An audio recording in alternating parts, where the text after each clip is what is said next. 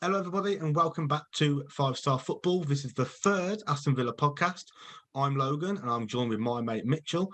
Today, we're going to be doing a review for the Aston Villa Leicester game, where Leicester won 2-1 in a game which was, well, Mitchell, sum up the game in one word. Disappointing.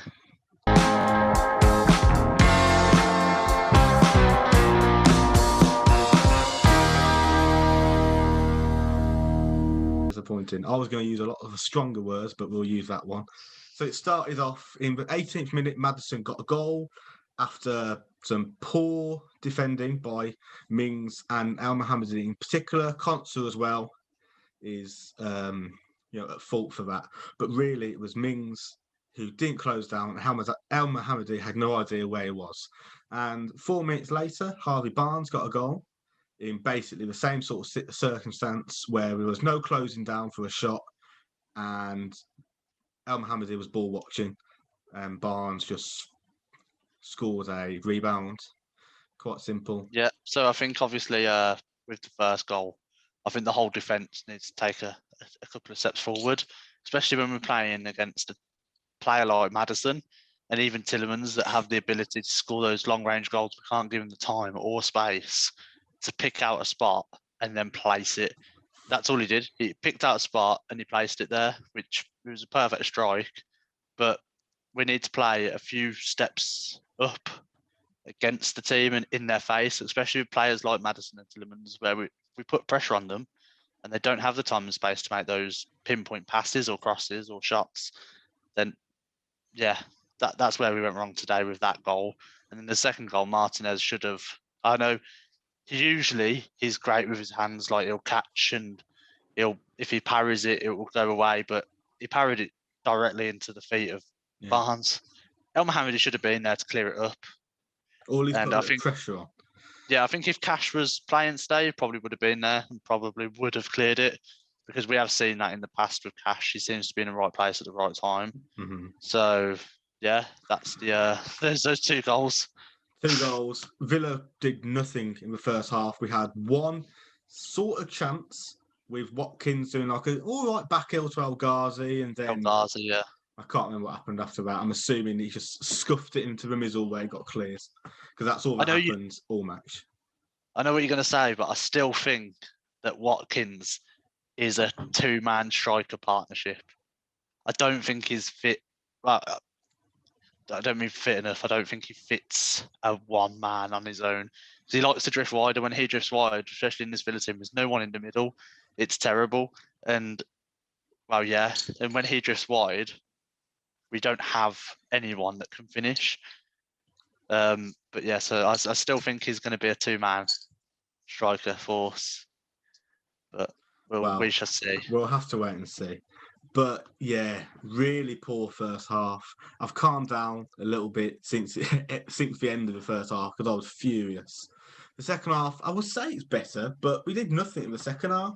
Moving on to the second half, we scored in the first 5 minutes of a very scrappy goal, and then I think we just fired out the blocks, didn't we? Villa came out with the intent to score a quick goal, which we did. We attacked like it was the last 5 minutes for the first 5 minutes, got the goal, and then didn't do anything again until the last 5 minutes of the match, where we then attacked like it was the last 5 minutes of the match and had a few chances. I think Traore's goal, we had a bit of luck where it went straight through McGinn and Thomas and fell to Traore, who still slipped and went in, and then had Argy-Bargy with Schmeichel.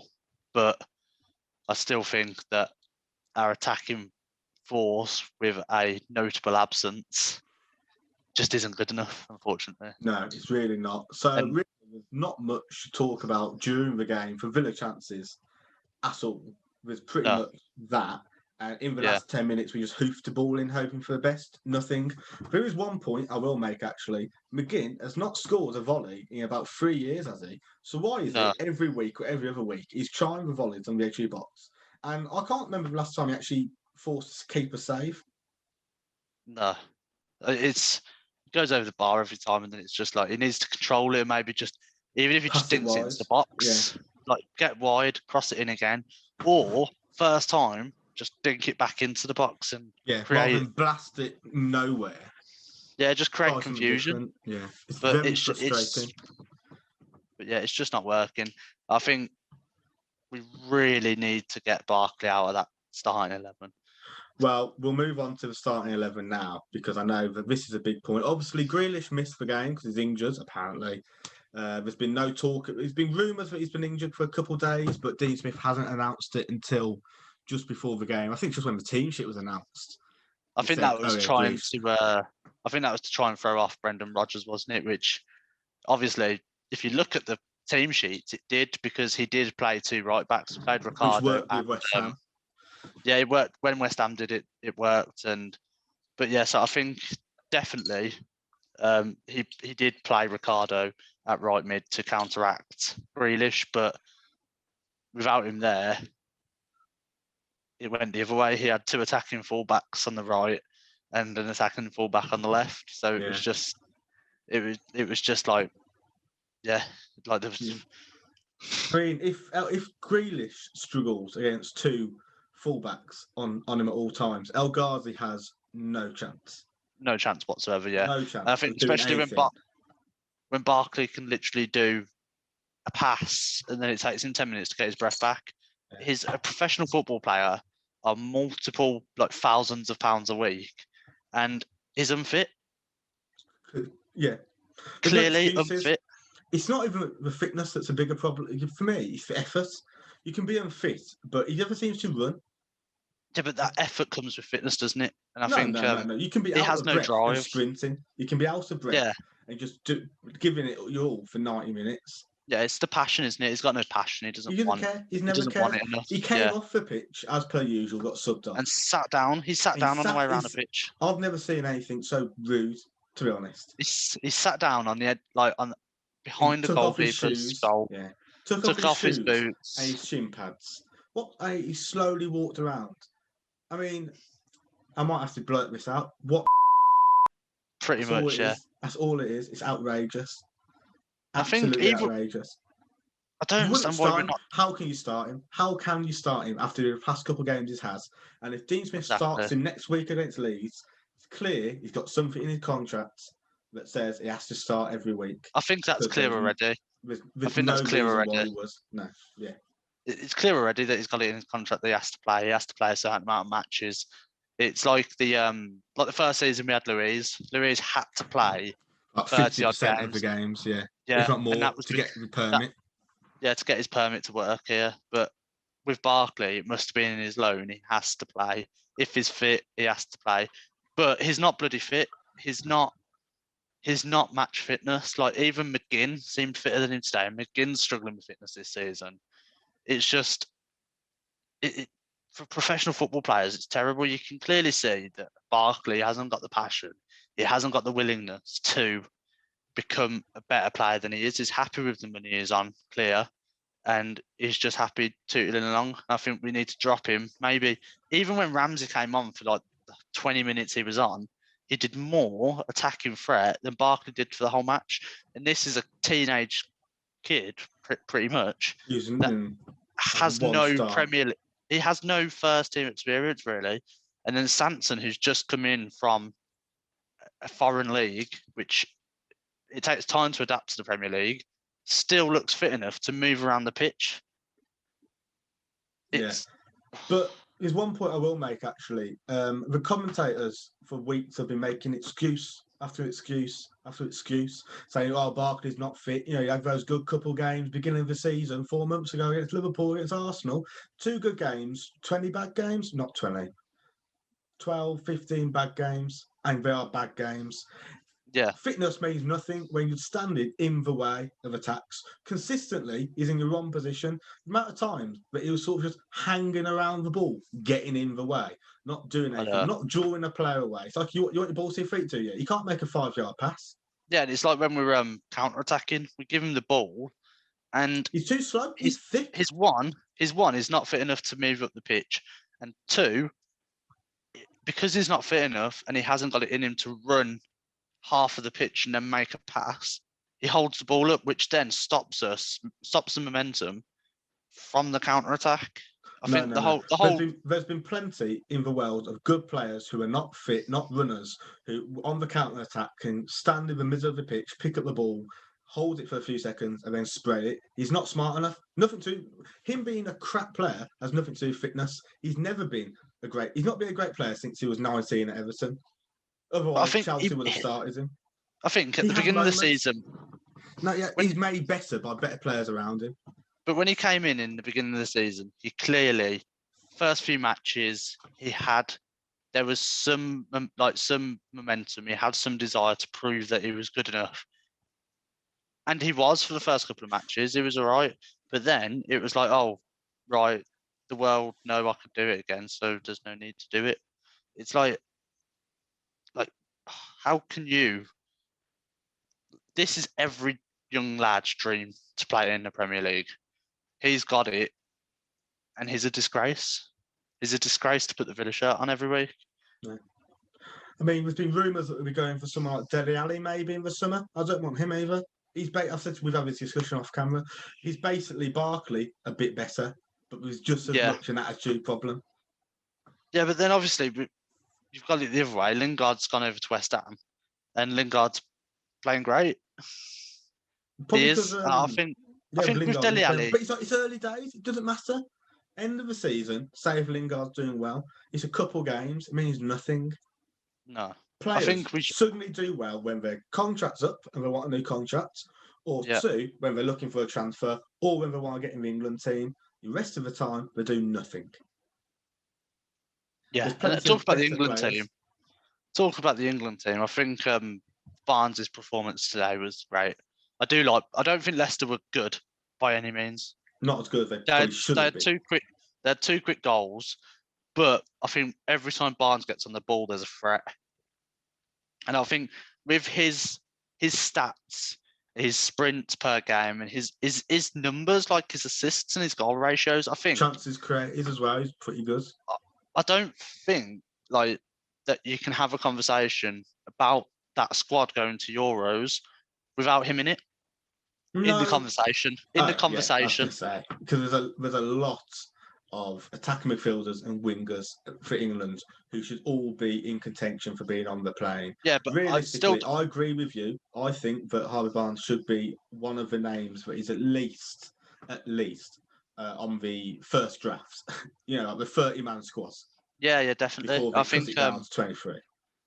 Yeah, I think the best thing that could happen for England is that players like Rashford get injured.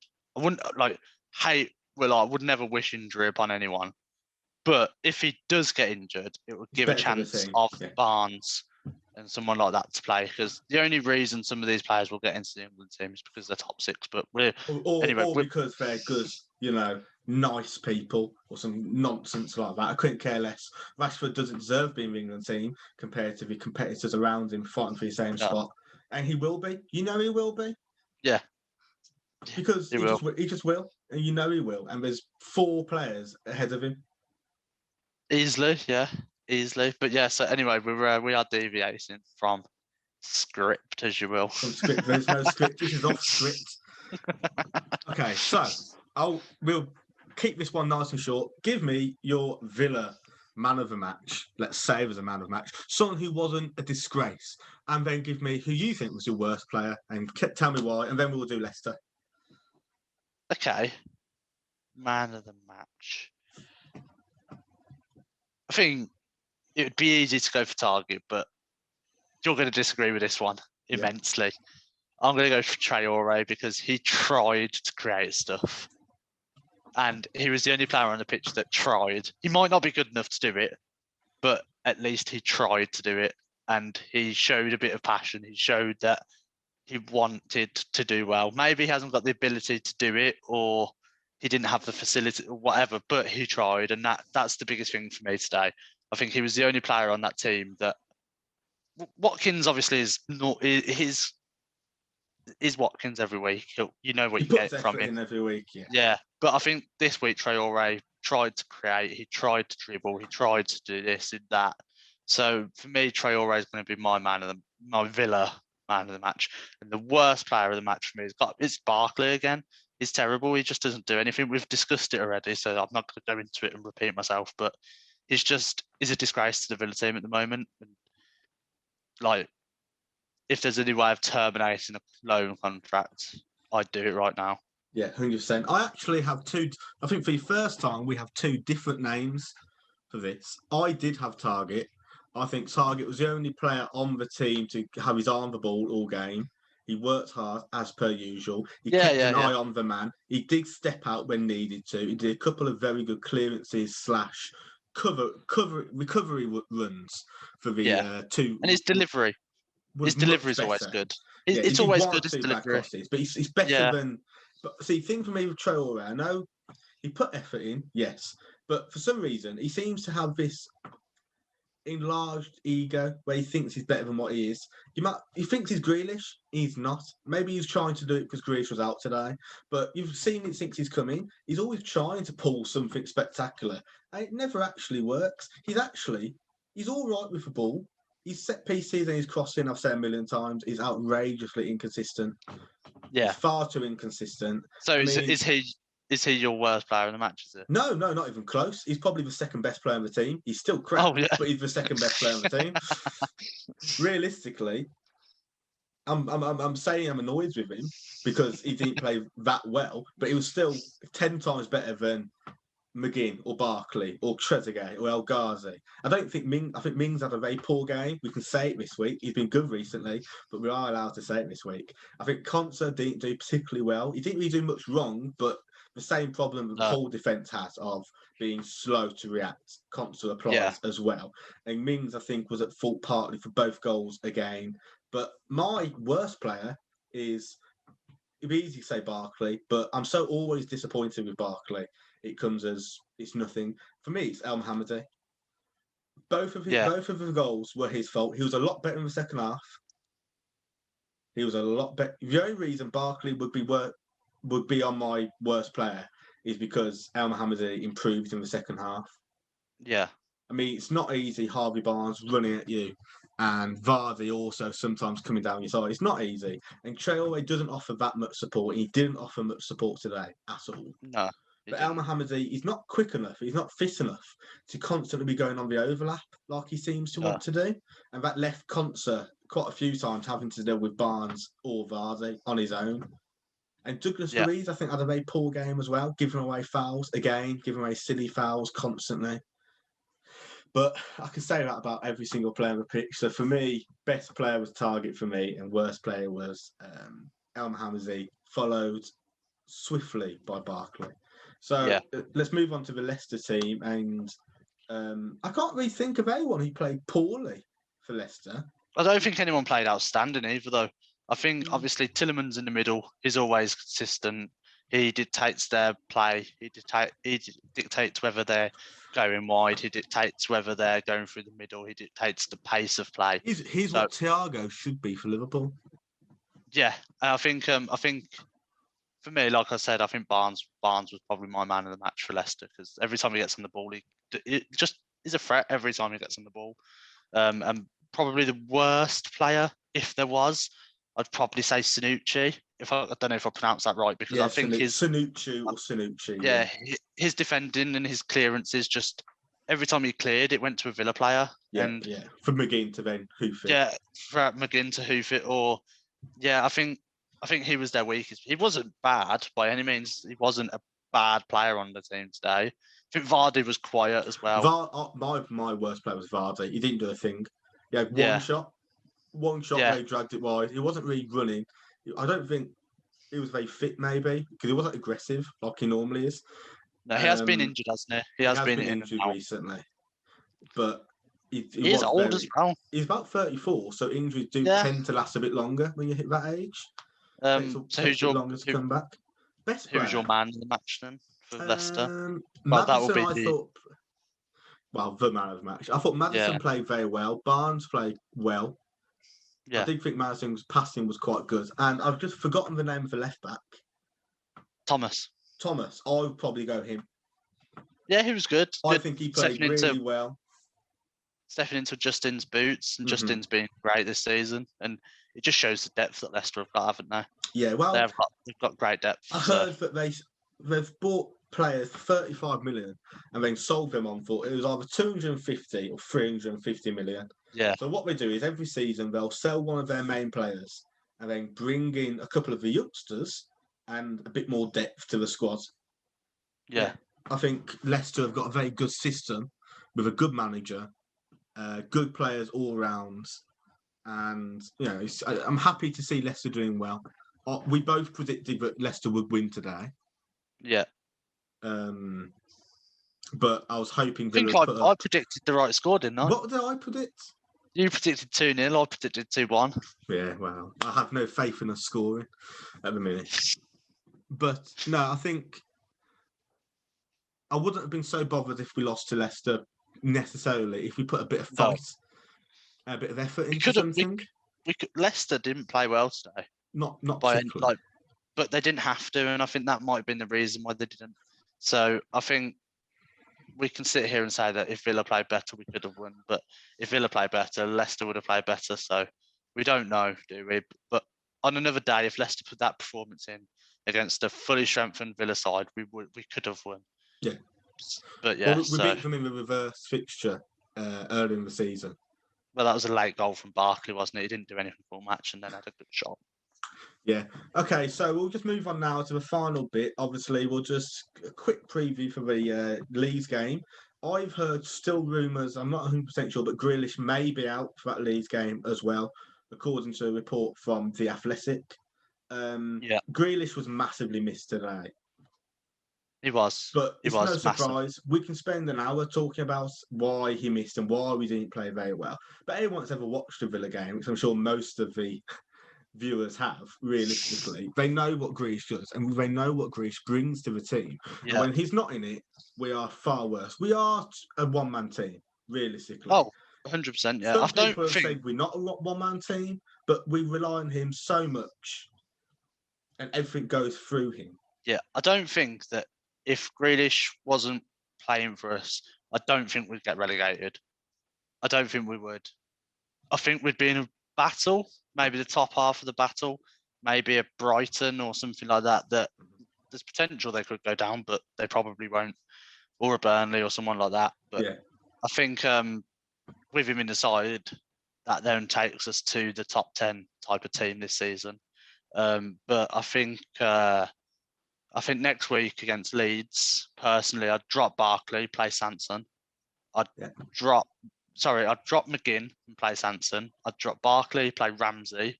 I'd probably start El Ghazi and Traore again with Watkins up front. But then I think I'd try, I can't think of his name, the right back that played against Liverpool for the under-21s. Ah, yes. Kelly, is it? Yeah. Kessle, isn't it? Or something? Yeah, Kelsey or something, I don't know. Yeah, him. He was outstanding against Liverpool. Maybe give him a chance. See what he can do. Yeah. It's better than the potential that Elmaham can't do anything, isn't it? Exactly. Really? I mean, loaning out Gilbert was unfortunate timing because in general you don't need 3 right backs on your books. No. So it made sense to either loan him out or sell him or what have you. But we've both said there must be something he's doing in training, or more importantly, not doing, which Smith doesn't like. Because last season he was one of our okay performing players. Yeah. I think it was probably just the fact that he knows he was good enough last year for the Villa team. And fair enough, we brought Cash in, who seems to be better. He does seem to be better than Gilbert. But Gilbert is good enough to play first team football somewhere.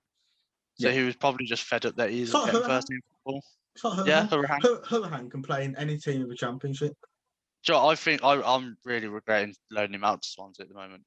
It's difficult to say because he doesn't suit the Villa system. If we moan about Barkley, McGinn looking lethargic and not really moving, Hurahan never moves, even when in full fitness. the thing is what he brings in, fair enough, he doesn't move, but we expect that from him.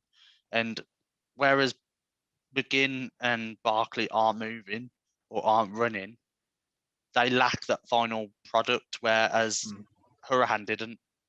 Yeah, his around set that he does pieces. have a final product. Yeah, His set pieces, his passing, his accuracy, and even his knowledge of, like, if he was in McGinn's spot today when those volleys were coming down, he wouldn't have just lashed at it. And if he did, it would probably go on target. But yeah, so that, I think next week I'd drop El Mohammadi, I'd play Kelsey, I'd drop McGinn and play Sanson, and I'd drop Barkley and play Ramsey. Yeah. But I also think that last time we played Leeds, this is the only time I think I've ever said it, Dean Smith got out, Bielsa's tactics beat us last time.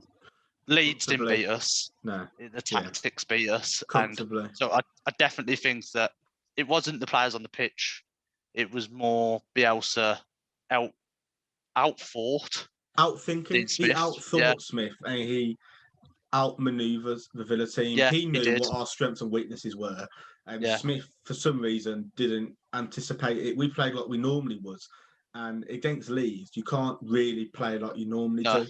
Especially, we like to press quite high, and we like to play balls over the top. And our centre-backs like to push high when we're attacking, and then we like to drop deep quite quickly. But Leeds are quite fast players. Yeah, I think, well, I definitely think it's time for a change in our starting 11. We need one. We've been stagnant for weeks. Oh, we have, yeah. And I also think that McGinn needs a rest and needs to slap. He needs to be told that what's happening isn't good enough, and he needs to sort himself out. Barkley needs to return back to Chelsea and rot on the reserves bench. Like David Water. Get rid of them both. We're not lonely playing from Chelsea again. I refuse.